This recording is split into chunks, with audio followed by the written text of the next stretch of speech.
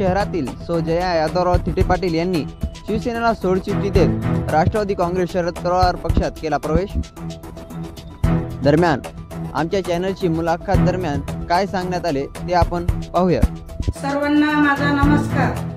मी जया यादवराव थिटे पाटील दिनांक 10/9/2025 रोजी विजयराव गव्हाणे साहेब व मनीषाताई केंद्रे जिल्हा अध्यक्ष व इतर कार्यकर्त्यांच्या हस्ते मला जिंतूर महिला तालुका अध्यक्ष यांच्यावर नियुक्ती करण्यात आली।